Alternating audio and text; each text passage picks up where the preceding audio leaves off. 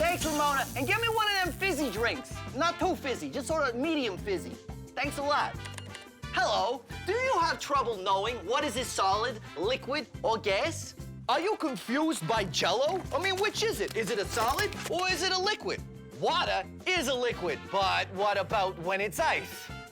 Well, you gotta know your states of matter. There are three main states of matter: solid, liquid, and gas. And there are three rules that you need to figure out which one of them is which. Does it flow? Does it fit the shape of its container? And can you squeeze it? Rule number one, does it flow? Solid, liquid, gas. Here's a gas. Does it flow? Do the particles pour over each other and cascade down? Yeah, they do. Does a liquid flow? Yeah, it does. Does a solid? Nope. Rule number two, what happens when you put it in a container? Does it take the shape of the container? Gases take the shape of the container. Liquids takes the shape of the container. Solids do not take the shape of their container.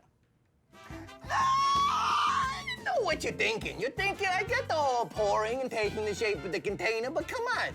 Liquids and gases, they do both of those things. Well, it all comes down to rule number three. Can you squeeze it? Now, solids, you can't really squeeze them. Liquids, you can't really squeeze them. Gases, ha-ha, bam, you can squeeze them. You see, gases compress. Liquids and solids, they don't really compress very well. The other difference between gases and liquids is gases will take the shape and the volume of the container they're put in. Liquids don't do that. So there you go. Solid, liquid, gas. And the rules. Does it flow? Does it take the shape of the container? And can you squeeze it? Now you know your states of matter.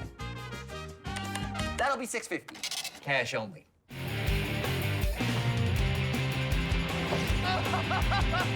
Yeah! My name is Phil, and I take your everyday science experiments and do them big. This is Science Max, experiments at large.